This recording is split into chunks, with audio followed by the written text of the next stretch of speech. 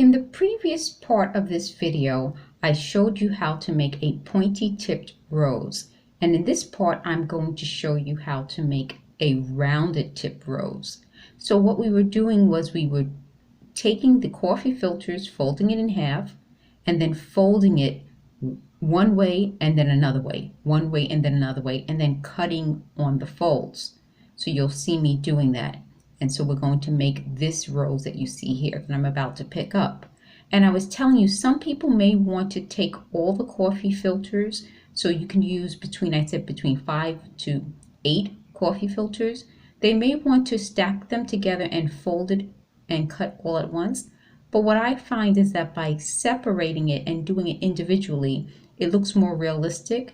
It also allows you to use the trick that I told you about, where you can take the coffee filters and change the fold size so that as you start, you make a bigger fold, and as you get closer to the center, you make the fold smaller, so that when you're at the very last coffee filter, which will be your center, it will be the smallest, and then the next coffee filter you pick up will be slightly bigger, and it will increase in size as you go along. I've also mentioned that each coffee filter petal will be individually sized, so it's a different size per, which will make it far more realistic than if you do it all at once and they're all the same size. So that's just a little tip. So with these rounded rose petals, you'll notice when you open it, it looks like a heart, which is what I just showed you. So here we go again. Half the coffee filter, put it in half, and you see all the glue. You get a lot of hot glue on your fingers when you're doing this. Don't worry about it.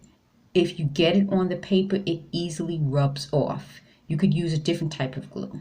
And here I am folding it, and then I fold it in another direction, and then I fold it again in the opposite direction.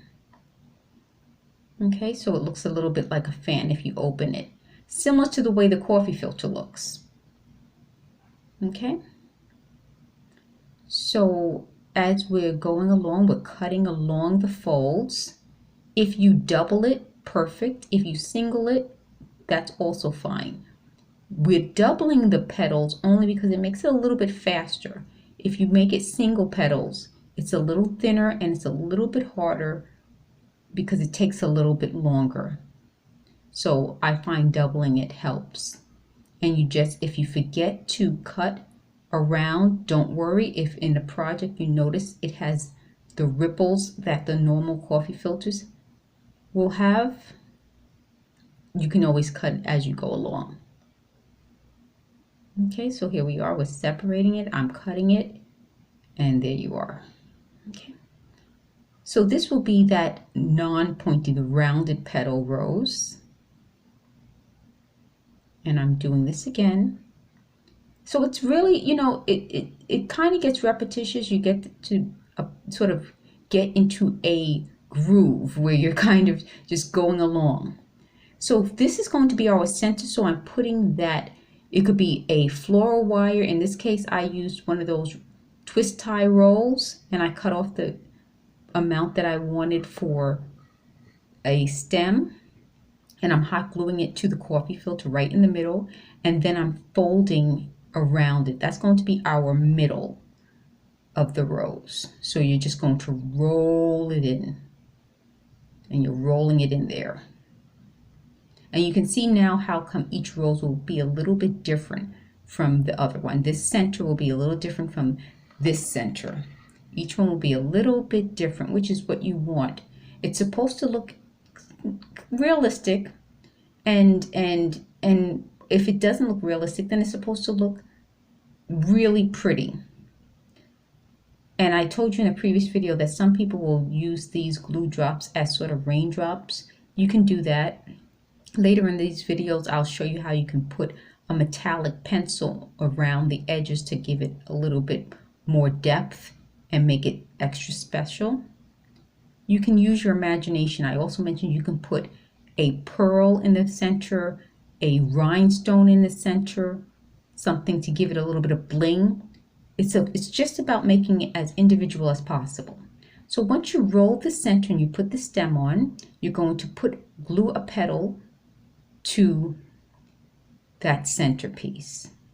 Okay, so I'm putting it higher up so that it has more depth instead of putting it lower on the stem, which we did in the previous part of this video, or previous part of this video series. Okay, so now I'm putting another one on. And as you can see, I'm not putting it towards the bottom. Now you just see my hand, but soon you'll see I'm not putting it towards the bottom. I'm putting it higher towards the top. Okay, and you see how it adds a lot of depth to that flower automatically. And I mentioned that you can kind of make it look more like a calla lily. It doesn't have to be a rose, but you can sort of use your own judgment. And you saw how much glue. So just be careful because it gets really hot and it gets very gluey, as my fingers show.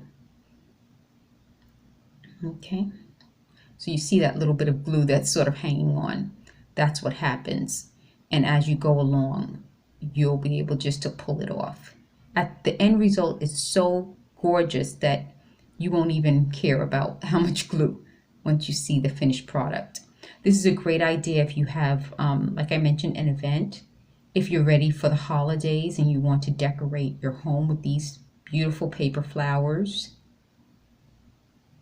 If you want to put this on a Christmas tree, that's gorgeous. And it's a great way of being able to make a project that will last. You know, we all love flowers and plants, but you know, they don't last as long. But these paper flowers